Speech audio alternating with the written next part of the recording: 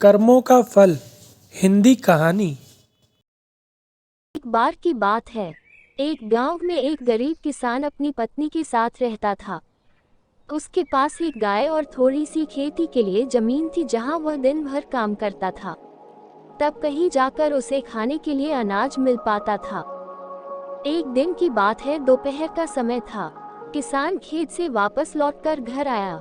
वह अपनी पत्नी के साथ जैसे ही खाना खाने के लिए बैठा कि इतने में एक साधु महाराज भिक्षा मांगते हुए उसके दरवाजे पर आ पहुंचे और भिक्षा मांगने लगे। साधु की आवाज सुनकर किसान बाहर आया और कहने लगा, महाराज, हम पहले से बहुत गरीब हैं। गरीबी में हम अपना जीवन यापन कर रहे हैं, ऐसे में आपको कहां से दान दें? हमारा साथ तो ऊपर वाला भी छोड़ चुका है। गरीब किसान की बात सुनकर साधु महाराज उसकी स्थिति को समझ चुके थे और बोले, क्या तुम सच में अपने आप को गरीब मानते हो? ईश्वर से तुम्हारा विश्वास उठ गया है ना? साधु की बातों को सुनकर किसान ने हामी भर दी और किसान बोला, हाँ महाराज, हमारे साथ कुछ ऐसा ही है, लेकिन आप चाहो तो आपके आशीर्वाद से हमारी किस्मत बदल सकती है।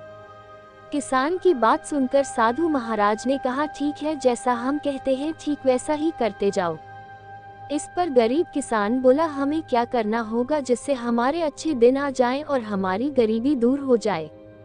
साधु महाराज बोले, आज से तुम्हें वो काम करना होगा जिससे ईश्वर तुमसे प्रसन्न हो। साधु महाराज ने किसान से कहा, तुम सबसे पहले अपनी गाय को बेच दो और गाय के बदले में जो पैसे मिले उन पैसों से अनाज खरीद कर ले आना। साधु की यह बात सुनकर किसान भौचक्का रह गया।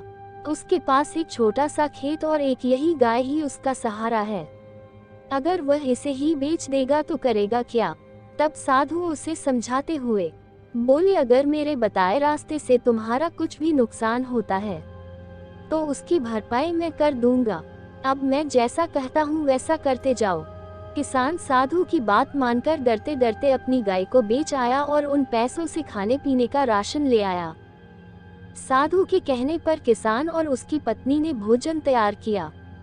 इसके बाद वे राहगीरों को बुलाने लगे और भगवान के प्रसाद के रूप में भोजन का आग्रह करने लगे। जो भी गरीब उधर से गुजरता, गरीब किसान और उसकी पत्नी उन्हें पेट भर भोजन कराते, जिससे राहगीर बहुत खुश होते और उनके इस नेक काम के लिए ढेर सारा आशीर्वाद और अपनी इच्छानुसार धन भी देते, जिससे वे इन पैसों से और लोगों को भी भोजन कराते। इस तरह साधु महाराज के कहने पर यह रोज का सिलसिला हो गया था। हर दिन गरीब किसान और उसकी पत्नी मिले हुए पैसों से राहगीरों को भोजन का प्रबंध करते, जिससे राह चलते लोग प्रतिदिन उसके यहाँ भोजन करते और दान के रूप में किसान को कुछ न कुछ धन जरूर देके जाते, जिससे गरीब किसान की बात धीरे धीरे दूर दूर तक फैलने लगी थी। फिर धीरे धीरे बड़े बड़े नगरों के सेठ, राजा, दरबारी और व्यापारी, जो कोई भी उस गांव से गुजरता, उस किसान के यहाँ ही भोजन करता। इस महान कार्य के लिए वह किसान को ढेर सारा धन देकर जाते थे। धीरे धीरे गरीब किसान अब अमीर होने लगा। वह एक गाय के बदले अब ढेर सारी गाय खरीद लाया और अपने भोजन कराने के कार्य को भी बढ़ाने लगा। किसान अब मन ही मन खुश होने लगा। एक दिन फिर साधु महाराज उस किसान के पास वापस आए और बोले, अब बताओ, क्या अब भी तुम गरीब हो? इस पर किसान ने कहा, नहीं महाराज, अब मैं पहले की तरह गरीब नहीं रहा। अब तो मैं प्रतिदिन लोगों को भोजन करवाता हूँ। साधु महाराज ने कहा, पहले तुम खुद के बारे में सोचते थे, इसीलिए ईश्वर तुमसे प्रसन्न नहीं थे। अब तुम दूसरों की भलाई का सोचते हो, जिससे अब ईश्वर भी तुमसे प्रसन्न है। हम सभी ईश्वर को कोसते तो जरूर हैं, लेकिन उनके बताए रास्ते पर चलते नहीं हैं। ईश्वर से पाने के लिए इच्छा तो रखते हैं, लेकिन हमें ईश्वर का आशीर्वाद पाने के लिए खुद को वैसा बनाना पड़ता है। यानी हम जैसा करते हैं वैसा ही हमारे भाग्य का निर्धारण होता है। साधु की बात सुनकर किसान को समझ आ गया था कि अगर जीवन में अमीर बनना है तो सबसे पहले हमें अपनी सोच बदलनी होगी। अपने लिए तो हर कोई जीता है, यदि हम दूसरों के लिए जीना शुरू करते हैं तो ईश्वर भी हमारी सहायता जरूर करता है। कहानी से शिक्षा। इस कहानी से हमें यही शिक्षा मिलती है कि हम अपने भाग्य को कोसने के बजाय दूसरों के लिए जीना शुरू कर दें तो निश्चित ही ईश्वर हमारे साथ होता है। और ऐसा हम तभी कर सकते हैं जब हम अपनी सोच से बाहर निकलकर दूसरों के लिए जीना शुरू करते हैं।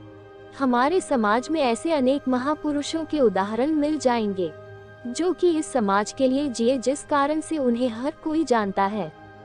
जो सिर्फ अपने लिए जीते हैं वे अपने जीवन को एक निश्चित दायरे में जी कर जाते हैं, फिर उनके बाद उन्हें कोई याद नहीं करता।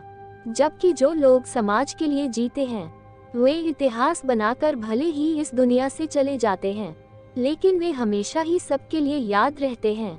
इस तरह यदि हमें भी जीवन में आगे बढ़ना है तो अपनी सोच बदलनी होगी और खुद के बजाय समाज के बारे में सोचना चाहिए। तभी हम जीवन पाने का सही महत्व जान पाएंगे। रतनगढ़ गांव में, अरे बिंदु, आज घर में बहुत काम है। आज तुझे स्कूल जाने की जरूरत नहीं है, समझी? लेकिन दादी, आज तो स्कूल में मेरा टेस्ट है। अरे, एक दिन स्कूल नहीं जाएगी तो कौन सी तेरी कलेक्टर की नौकरी छूट जाएगी। वैसे भी मैं देख रही हूँ आजकल तू बड़ी ढीठ हो गई है। दादी की बात सुनकर बिंदु नाराज हो जाती है और अपनी माँ के पास जाती है। माँ कहती है, अरे बिंदु, इतनी छोटी सी बात पर मुंह फुलाने की क्या ज़रूरत है। वैसे भी दादी बिल्कुल सही ही कह रही हैं। लड़कियों को तो घर में कामकाज सीखने चाहिए। और इतने में वहाँ दादी आ जाती है। अरे बहू, रमेश के लाड़ प्यार ने तो इसको बिगाड़ के रख दिया है। कम से कम तू तो मेरी बात समझती है ना। चल, अब मैं जा रही हूँ पूजा करने। मेरी पूजा का समय हो गया है। इस तरह बिंदु की माँ और दादी दोनों ही उसे घर के कामों में लगाए रहती हैं। कुछ दिनों के बाद राजू और बिंदु दोनों के परीक्षाओं के नतीजे आते हैं। दोनों बच्चे दादी को अपना परीक्षा फल दिखाने के लिए आते हैं। शाबाश मेरे लाल, तू तो बड़े अच्छे नंबरों से पास हुआ है। दादी, मैं भी बहुत अच्छे नंबरों से पास हुई हूँ। रमेश की माँ बिंदु को नज़रअंदाज करते हुए बोलती है, हाँ हाँ ठीक है। अब यहाँ खड़ी खड़ी क्या कर रही है? जाकर मेरे लिए चाय बनाकर लेके आ। बिंदु उदास होकर चाय बनाने के लिए किचन में चली जाती है। तभी राजू कहता है, दादी सुनो, मैं क्रिकेट कोचिंग सेंटर में अपना एडमिशन करवाना चाहता हूँ। मुझे क्रिकेट खेलना बहुत पसंद है दादी। अरे वाह राजू बेटा, ये तो तूने बड़ी अच्छी बात कही है। तू कल ही अपना एडमिशन करा ले। जितनी भी फीस होगी मैं दे दूंगी। अरे देखना, एक दिन मेरा पोता विराट कोहली बनेगा। इस तरह रमेश की माँ अपनी पोती बिंदु के साथ बहुत ही दुर्व्यवहार करती थीं। कुछ दिनों के बाद रमेश की माँ और उसकी पत्नी दोनों मिलकर राजू का एडमिशन एक अच्छे स्कूल में करवा देते हैं, लेकिन बिंदु का एडमिशन नहीं करवाते हैं। इस बात से नाराज होकर बिंदु अपनी दादी से कहती है, दादी, आपने राजू का तो एडमिशन करवा दिया, लेकिन मुझे भी आगे की पढ़ाई अच्छे स्कूल में करनी है। मेरा भी एडमिशन करवा दीजिए ना। अरे क्या करेगी तू आगे की पढ़ाई लिखाई करके?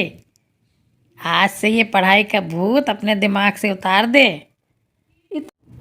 इतना कहकर रमेश की माँ वहाँ से चली जाती हैं। उस दिन के बाद से बिंदु की पढ़ाई हमेशा के लिए छूट जाती है और दादी उससे घर का सारा काम करवाना शुरू कर देती हैं। इस तरह बिंदु का सारा दिन घर के कामों में ही बीत जाता है। ऐसे ही कुछ दिन बीत जाने के बाद एक दिन रमेश छुट्टियों से अचानक घर वापस आता है और बिंदु को घर का काम करते हुए देखकर कहता है, अरे बिंदु बेटा, तुम आज स्कूल नहीं गई? नहीं पिताजी, दादी ने मेरा एडमिशन कराने से मना कर दिया है। वो कहती हैं कि घर में रहकर घर के काम करना सीख। अपनी माँ का ये व्यवहार देखकर रमेश को बहुत ही गुस्सा आता है और वो अपनी माँ से कहता है, माँ, ये तुमने क्या किया? आगे की पढ़ाई के लिए बिंदु का एडमिशन किसी स्कूल में क्यों नहीं करवाया? अरे बेटा, लड़की जात है, ज़्यादा पढ़ लिख कर क्या करेगी? वैसे भी शादी के बाद तो इसे घर के ही काम करने हैं ना। ये तुम कैसी बात कर रही हो माँ? और कौन से ज़माने में जी रही हो?